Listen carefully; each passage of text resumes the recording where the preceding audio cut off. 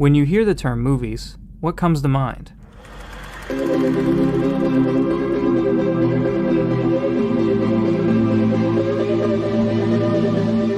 Action, suspense, horror, romance?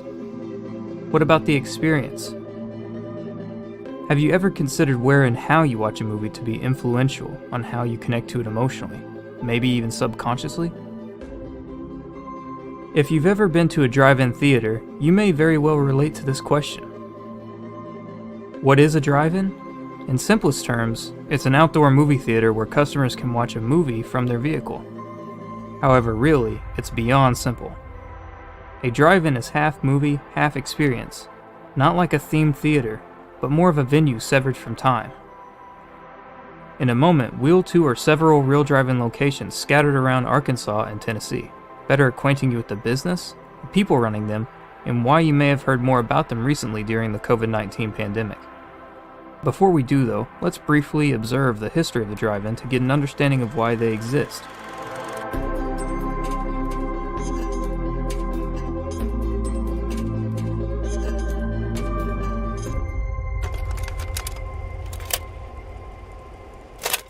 Since the 1910s, many U.S. businesses had experimented with outdoor cinema venues, but it wasn't until 1933 that Richard Hollingshead patented a new type of theater that started a business trend that would endure for decades. Based in Camden, New Jersey, Hollingshead was inspired to design a venue for his mother, who was discomforted by regular cinema-style seating. In his design, he catered seating to customer vehicles rather than people themselves. Hollingshead's 400-acre property was equipped with spacious parking with easily accessible ramped rows, allowing customers to incline their view and not be blocked by vehicles between them and the screen. The movie was projected on a 40 by 50 foot screen, with audio supplied by 3 6-foot speakers. Richard Hollingshead invented what he called the drive-in theater. His company, Parkett Theaters, initiated a steady flood of establishing drive-in theaters across the states. Over 4,000 were created in a 20-year time span. They were popular among families and even more so with teenagers. Outdoor seating allowed for much more flexibility than a traditional theater, and the comfort of bringing one's own vehicle to lounge in with exclusivity and privacy was great incentive to continue viewing more movies at a drive-in. All was well until the 1970s arrived. Early in the decade, America's oil market was greatly damaged when OPEC placed an oil embargo on countries believed to be supporting Israel during the Yom Kippur War, the U.S. among them. Many citizens would either not obtain or soon afford gas as oil prices tripled. As less vehicles were on the road, less were in drive-ins. To make matters worse, in 1976 came the VHS cassette, a new medium for video recording, and with it, access to media straight to home. That's when so many of your drive-ins went out of business. All of a sudden, you could record your favorite movies, your shows at home. You could go pop that tape in and you could watch a movie at home. It was not a good time for drive-ins. Like a middleman being cut out, the drive-in and many cinemas were devastated by the revolutionary VCR that was in more than 60% of every American home. Being seasonal operations as well, most drive-in theaters could not avenge their annual revenue. Over 4 decades, more than 90% of America's drive-in theaters closed. At their height, there were more than 4,000 locations. As of 2020, around 300 drive-ins remain.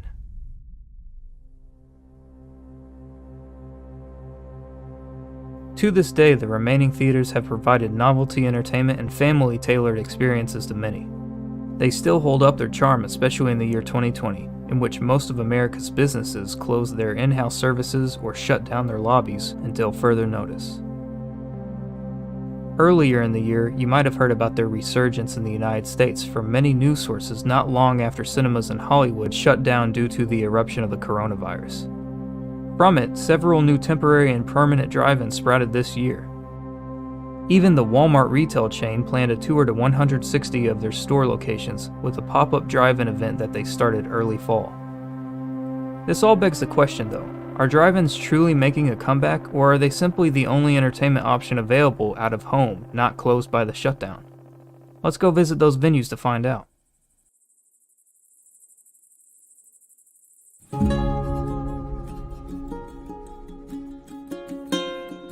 Our first stop is an Arkansas theater directly influenced by COVID-19's first lockdown and quarantine back in March. James Junction in Pocahontas is run by partners Joe Barry and Graydon Carter. Clap time. We began operation in May, and we had this mostly built by June 15th. We had our first show by July 10th. So there was a little bit of a period there where we were technically a company and doing some things, but we just weren't ready to show yet. Yeah, Pocahontas does not really have much of an entertainment market. There was a standard two-screen theater that closed down about 10, 15 years ago. I don't remember exactly when they closed down. And for the past 10 or 15 years, the closest option you've had for going out and having a good time was Jonesboro or Paragould, and we saw that drive-ins were resurging due to COVID-19. We saw a lot of older drive-ins reopening, doing fairly well, especially in the Northeast, and we decided we'd give it a try. We'd always been into, AV type stuff, so it wasn't that big of a step for us to reach our fingers in, and I feel like it's going pretty well so far.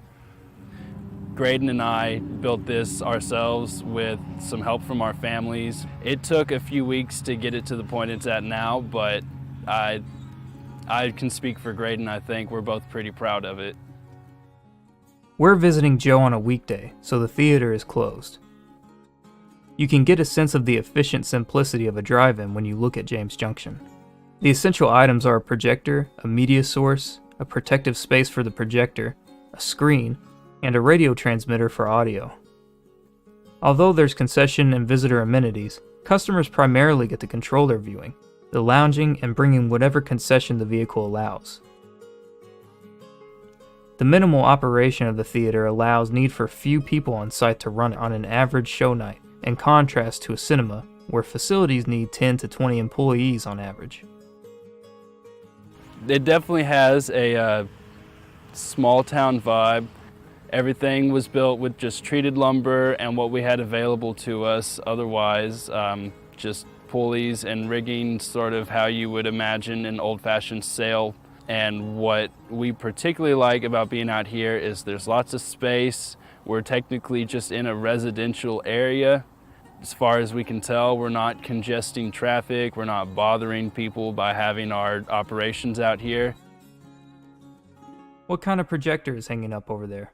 We have a FLM HD20 Barco series, which is 20,000 lumens, which I believe it came out in 2001, 2002, so it's a little bit older for a cinematic projector, but it's still in great quality.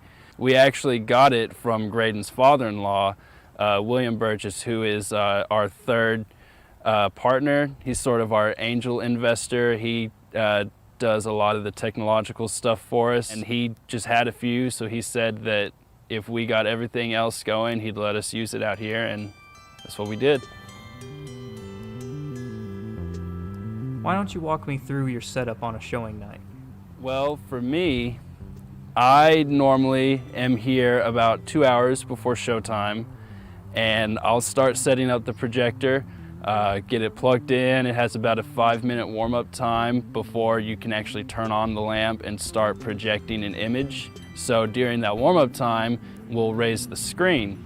The screen initially took 5 people to raise because it has 5 strands of paracord going through 1 pulley each, and we'd have 1 person on each strand of paracord literally hoisting it up. You'd have each person trying to lift roughly 100 or 150 pounds a piece, trying to do that all in unison. We'd have a few slip-ups, a side would start falling, we'd have to hold on as hard as we could and get it straightened out. But now we have them all merging together in the middle on a winch, so it can be done just with the press of a button. It's a big improvement if you ask me. What would you say has been your favorite memory so far? My favorite memory? Our opening night, probably. We showed Jaws, which is, a huge summer classic, and We had about 110 cars show up, the most we've actually had so far. You know, opening night, super exciting, but it was great to see something come to fruition. You can create those opportunities for yourself and find things to do, even if it takes a little bit of extra work. And why we think the drive-in specifically is important is it's not just going to see a movie, it's an event. It is something for you and your family, or you and your partner, or just you alone. We've had some people come by themselves to get out of the house, which, you know, as we all know, that's pretty important when it comes to keeping your sanity together, especially now during COVID-19. It's not good to be shelled up all the time. Thanks, Joe.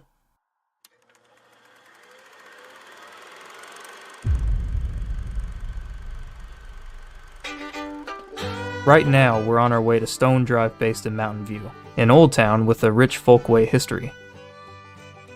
A tourist destination notorious for its festivals and vintage tailor businesses, it's only natural that a drive-in theater still thrives within the community. The theater was started and is still operated by the Thompson family, currently the third generation. So if you would, tell us who you guys are and how you know each other. Okay, I'm Holly Jones. Rachel Rushing. Landon Thompson. And we know each other because we're brothers and sisters, and we were all born here and raised here. And obviously we know each other pretty well. Yeah, we were all Thompsons at one point. Oh. I'm the only one left. And you said born here. Are we talking about here? Yeah, we were actually all born up there in the trailer. Huh. So how'd this place come to be? Well, our grandpa built it in the 60s. He built it in 1964 and it opened in 1965. He and our grandmother ran it for several years, and then sometime after our grandfather passed away in the 70s, I'm not sure exactly which year, our dad kind of took over running the place, and we were born in the 80s, and so we've been here our whole lives and helped him take care of the place until in the last few years as he got sick, we were doing more of it, but it was still technically his. But now he passed away, and it's like we've completely taken over. And Yeah. So our grandfather had, he traded A Cessna airplane, like a small. single engine or something, and he traded it for a projector. And then that was the same projector we used Yeah. until 3 years ago when we had to upgrade to digital. Right. So it's been the same projector since. So when he got that, did he that in traveled, he 64. would drive around in the North Central Arkansas area, and they would project a movie onto the side of like barns especially, or, you know, buildings of some sort in different towns, and people would pay, I think he used to say it was like a quarter.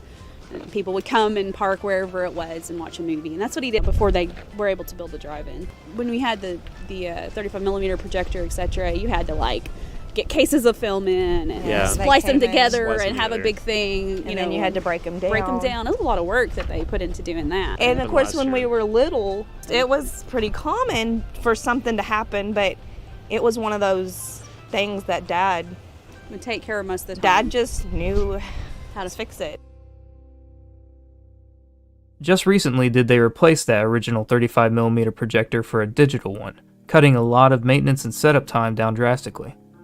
Most days you just have to come and like turn on the projector. pretty much just turn. It's pretty easy. I mean, anymore, Yeah, no. like the process of doing it, because it's just basically like a computer hooked to the projector. You just have to basically transfer data from a hard drive to the server, Right. and And so used to, then you would just have pretty much. I mean, you kind of just turn it on. I Right. mean, you got to do a little bit of like, you know, concession prep work. And, yeah. Do you think the majority of your customers are tourists?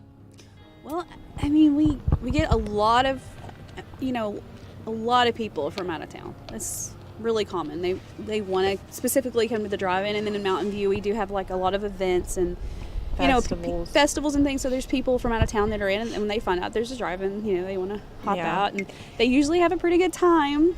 We spend a lot of our time talking to people. Like a lot of our time is spent talking to customers. They'll pull up, and I'll spend 30 minutes to an Yeah. hour talking to someone just about. They might ask half these same questions about our, Yeah. our life or why we have a drive-in or whatever, and we'll talk to them, and then they usually will get good feedback back from them on Facebook or something. Do you guys see yourselves always taking care of this theater, or something else planned for the future? I think all of us, we just really couldn't imagine Well- not being here or somebody else owning it for that matter. Yeah, It's just I mean, we've always been here. Like we've always been here, you know. So, yeah, I don't think there was an official Yeah, like I mean, because we all have our own things too, you know, that we do. So it's just more of a, what do you call it? a summer. A family side thing that we do. It's not necessarily like a sorry. great profitable business. It's just like a. Yeah. Well, and we just really, we like just it, really enjoy 'cause it, we've been and we here. grew up here, and it just Yeah. seems like what we're supposed, Yeah, what we're supposed to do. that we enjoy it. I don't Yeah. mean like, Oh yeah, it's not like suffering or Yeah. hardship. It's just. yeah, no. The program for the night is Take Me to the Moon, an Arkansas Science Festival event in which the audience can take a lunar tour, learn more about the moon, watch the Apollo 11 documentary, and more.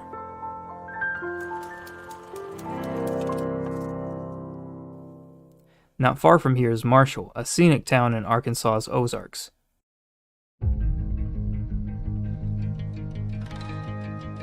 We're stopping by here to visit the town's arguably most notable landmark, the Kenda Drive-In Theater, the only year-round operating theater in the state. Let's meet the folks running the show. I'm Todd Deering. Kenda Deering. Well, my parents opened in 1966, so I was born and raised here. Todd joined the team. We were married in '83, so then we took over. We worked with Mom and Dad from that point on, and then in 2003 we took over permanently. So we've had ownership since 2003. So family owned since 1966. What would have inspired your parents to build Kenda Drive-In? Well, I was around, but I obviously don't remember much because I was a baby. You know, my dad decided he wanted a drive-in more than anything else. His parents owned a theater here in town, a walk-in up in town. They opened in the 40s. He had come back from service and decided he was stationed in Missouri for a while in Grandview, and they went to a drive-in up there, and he and my mom decided they were going to build a drive-in. So bought this piece of property, and 2 or 3 local guys, and we've both heard the story over and over again.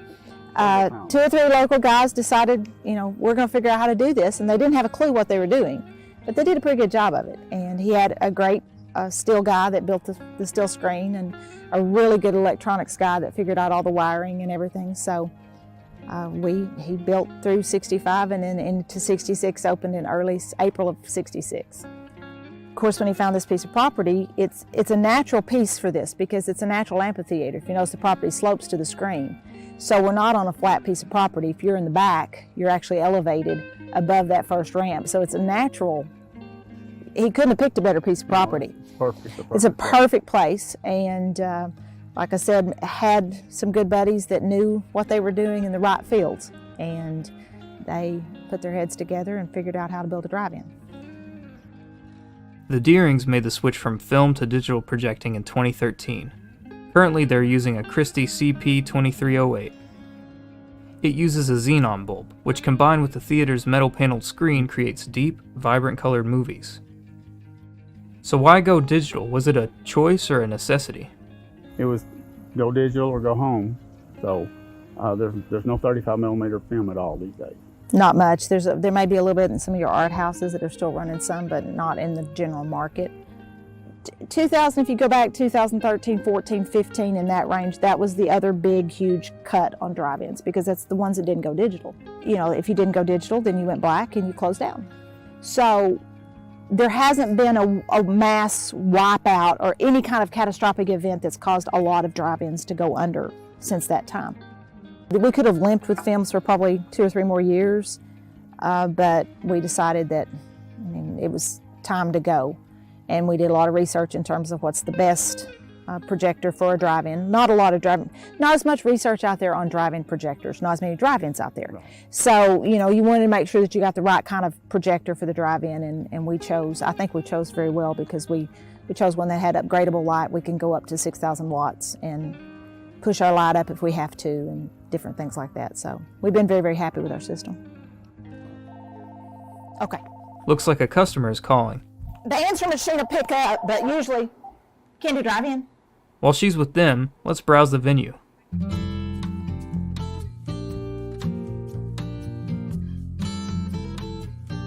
Like the Thompson family, Kenda Deering grew up on the theater property. Today, her and Todd live just by the entrance and her mother still lives on the backside of the drive-in's lot.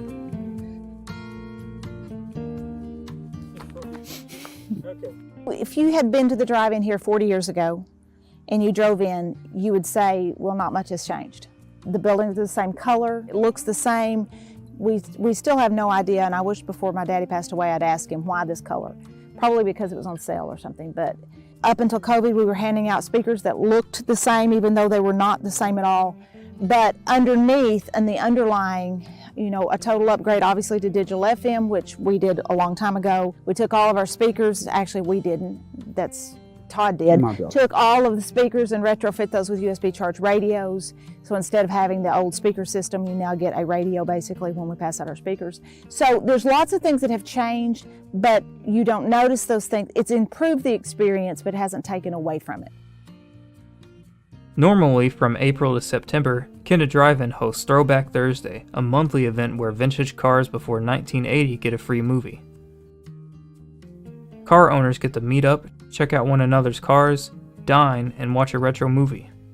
We'll average from 70 to 100 on a Thursday night. On Thursday night, free movie, usually a car movie, and they get here early and they have supper and they visit. And you know, a lot of them, those, especially the people that came every time, said they've met new people outside of, you know, car people they have their groups. And now this group, it's like a family. I mean, since every time they come, they know who they're going to see and they catch up, and it's a lot of fun. We canceled it this year because of COVID, because that event is not about social distancing. There's no social distancing at a car show. They're still griping about it because they wanted to go ahead and have it, but we just didn't feel comfortable with it. But we'll be back next year, and it's a great event. Tonight, Kenda's showing is Halloween themed. They're playing Hotel Transylvania and Hocus Pocus.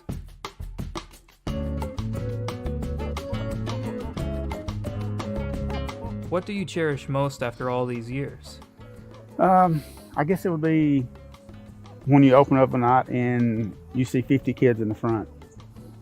Just a family type atmosphere. Kids know no strangers. Yeah, that's high on the list when you can watch them all play and run around, and it's a safe environment. Grandparents sitting there watching kids. The family aspect of it is what I think means the most to us. Because, you know, you go to a movie theater and you go for one reason, you go to watch a movie. Here it's not necessarily the case. Here it's the whole experience. You know, you've got dinner before the movie, you sit out, you watch the sunset, you watch the kids play, you can talk, you can interact, you know, you can, I'm a talker during a movie. I like to ask questions and talk, so I don't do well in theater. You know, I like to be able to, well, why do you do that? Those kind of things. I call it more the experience. It's a movie experience instead of just the movie. We'll see Todd and Kenda again in the upcoming sections. Right now, however, we venture to Memphis, Tennessee to speak more in depth with those who enjoy the drive-in as well as collaborate with it.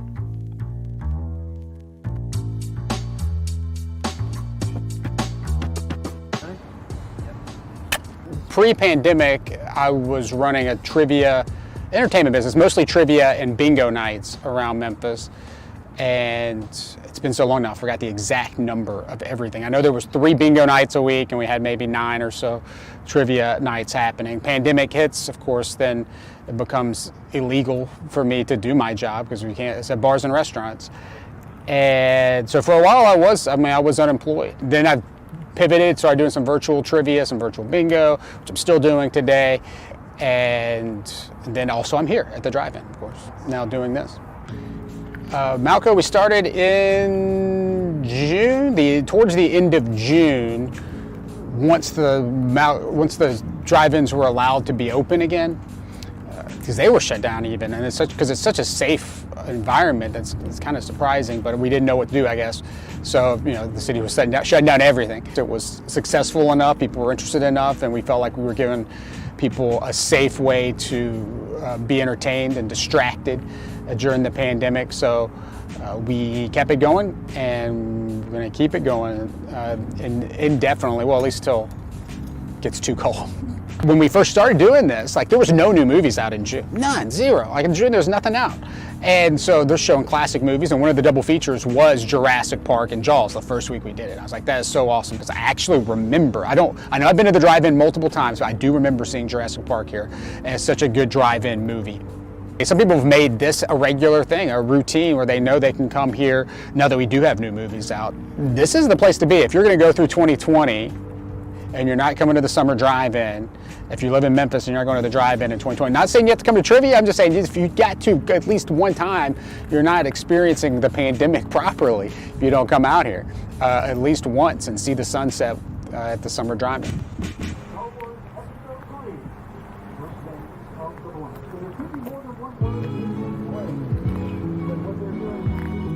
I've seen countless movies here. I've slept through countless movies here. It's just an institution. It's the one drive-in that's still open in the city. There used to be 3 or 4. Now there's just this one, and it's still running. Fun things like, coming to trivia tonight was really fun. There was a group that would play these kind of old cult classic movies, and we came and watched Hitchcock movies all night. So there's something, I like coming to the nostalgic kind of activities now. It's like bringing back a piece of childhood. Have you been to any cinemas now that they're opening back up, or do you prefer the drive-in experience? Well, I haven't. This is one of the few times I've actually been out of the house. We thought about going to see a movie, but when we saw the seating chart, it just still looked a little too close. And we were like, no, but we'll come to the drive-in though. You can stay in your bubble. Yeah, the first night we moved in, we didn't have any of our stuff yet, and so we just drove up and we watched Jaws at the drive-in, so that was cool. My wife had never seen it before, and it had been a long time since I had seen it. This was just kind of a cool thing that was unique, and it was safe, so it was something that kind of checked all the boxes. It just made sense. In the past, going to the movies was, you got to, it was just one of a lot of things you could do. This is kind of like the only thing that you could really do, so it just kind of gives you an escape from staying in your house all the time. So this is kind of it's more of an escape, I guess, than a normal trip to go see a movie. Have you watched any new releases here instead of going to a cinema? Oh yeah, we saw Palm Springs, Andy Samberg movie. That was really fun. We watched Tenet 2 weekends ago. That was one of the first new releases that we saw. That was probably our favorite one, I would say.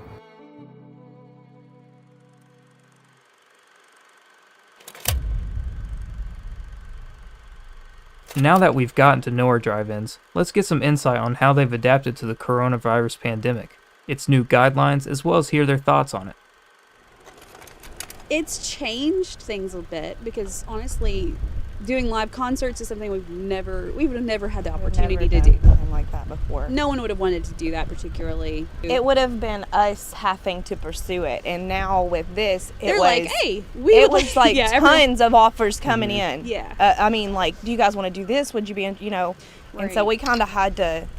That's like a whole new thing to be like running events versus running a movie. I think we've been less busy this Absolutely. the whole year. Less busy than normal for movies. You're not running new movies that people want to see. But being able to run, a full concert event is very interesting and amazing, and I mean, it was different. It's different. It was a completely different atmosphere. It was super fun. Yeah. I loved doing it anyways. Yeah, and I it do was too. That's from I'd love to do that a lot more. I will say that we probably have reached more people because our crowds have been 50 to 60% newbies. They've never been before. Never been before. Brand new people. So we have attracted more people, but not as many. We haven't had as many customers as we would have had. I mean, the numbers are just not going to be there. Now, have we done other things? Sure. We've done concerts. We've done graduations. We've done a wedding. We've done all kinds of different things to not necessarily to try to make money, just because people need some place to do those type of things. So we've done some different stuff, and we have definitely thought outside the box. Oh yeah, we've had Sunday morning church service. Yeah, we had Sunday morning church services. We had several of those. Community church service. And it's been really cool, but it hasn't been the summer we would have had had we had the movies that would have come out in 2020. The majority of our customers this year have been new customers, Right. you know, that have never been here before. Locals just haven't been out as much. Probably because we're running older Yeah. movies instead of them coming to a new movie that they want to see. They've been here a million times. They're not So- coming for these old movies Yeah, as your much. locals So come more for the new a movie. new movie. They want to see the new So- movie that's coming out, and we don't have any new movies right now because there are no movies. While most of our theaters are long-running operations that have encountered some of the many new challenges brought by COVID-19, the creation of the James Junction Drive-In was more so influenced by it. Well, we wouldn't have this business without COVID, to be honest. As regular movie theaters were closing their doors, we saw a large gap, not only for the people living here that hadn't had at-home access to a theater in over 10 years, but also the surrounding communities, Paragould, Jonesboro, even Poplar Bluff. People have been hurting for things to do in the spite of what's been going on. We think that the traffic's really shown that. Overall, in Arkansas at least, most of our drive-ins haven't experienced any severe shift in performance. But has there been a resurgence in the general success of the drive-in? Have they been, so to say, redeemed through new economic opportunity, or is it just trending news? It's more publicity. It's not more people, it's more publicity. Drive-ins are doing much better than theaters, don't get me wrong, okay? We can pull in old movies and get by with it. Theaters struggle to do that. We can pull it in, it becomes part of the nostalgia, and oh, this is really cool because I can go to the drive-in and I can watch this old movie, and you know, and I can be socially distanced, and I can be, you know, all of that meshed together well. But we're still not where we would have been this summer with the movies that would have come out. We're a first-run drive-in, so we run first-run movies just like all the theaters do, and our numbers on the older movies are not going to match what they would have in a traditional summer. We've had how many calls on people wanting to build drive-ins? Oh, at least 50. At least 50. We want to build a drive-in. Drive-ins are doing so great right now. We want to build a drive-in. Okay, there's no way I would build a drive-in right now because you don't know where movies are headed. You don't know what's going on. I mean, you know, and it's not cheap to build a drive-in. So have drive-ins gotten their revenge? Short answer, no. But the theaters definitely received a boost that will likely benefit them over time. With the amount of attention they've recently received, our drive-in should have improved potential for attracting new clients and staying relevant with future generations.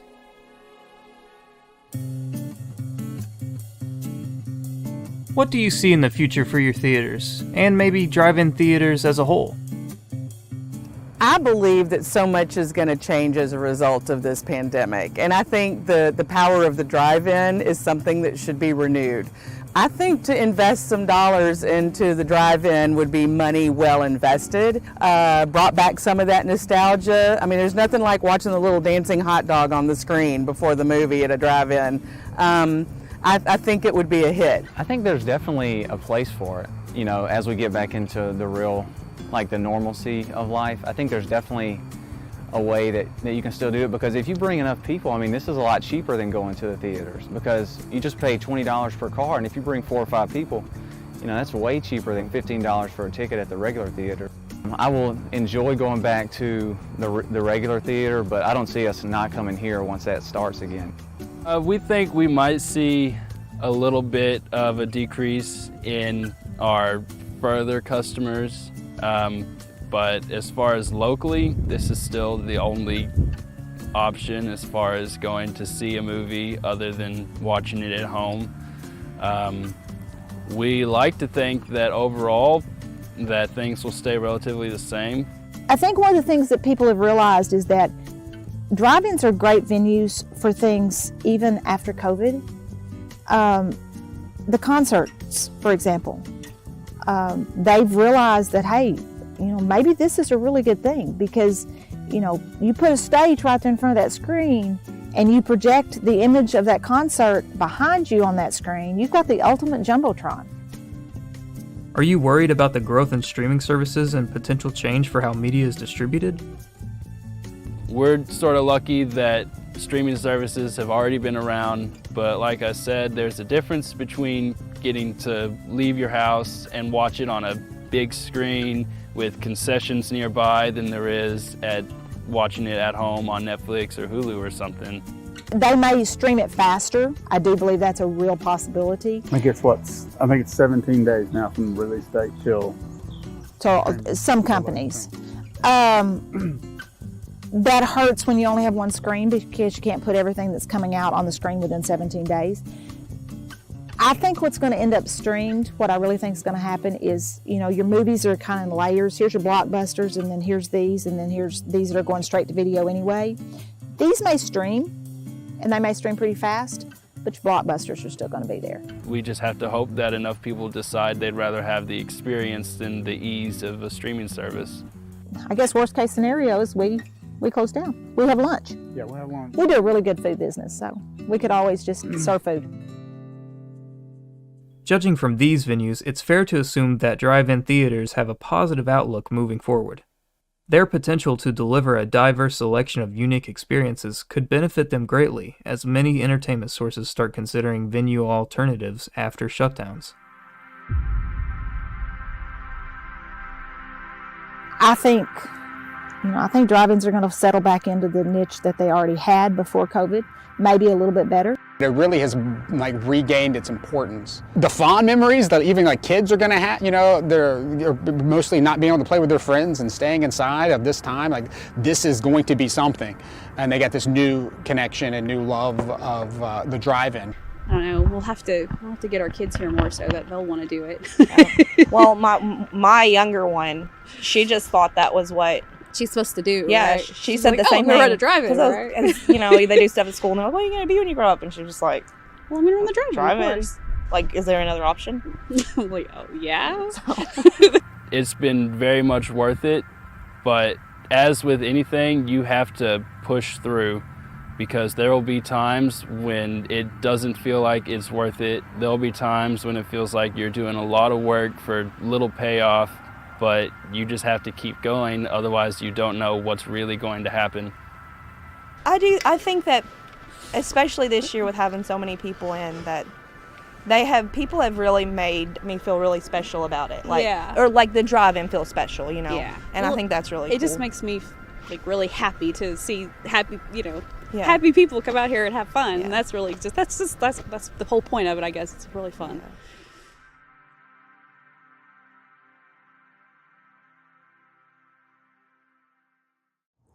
We approach COVID. We know we're okay, but where's Hollywood headed? We don't know where Hollywood's going. Are they going to continue to produce movies?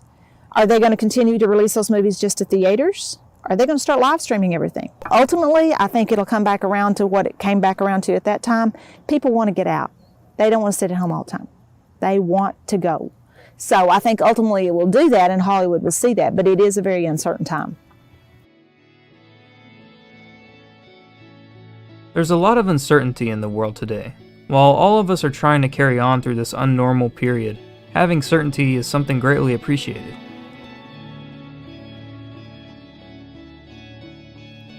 People like those who run Stone Drive-In, Malco Summer Drive-In, James Junction and Kenda Drive-In are not people unaffected by hard times, but people who overcome them and strive to deliver an experience to those they serve. And these people exist beyond the entertainment industry. They can be found almost anywhere. So to all of those who adapt past obstacles to provide a positive experience to others, thank you.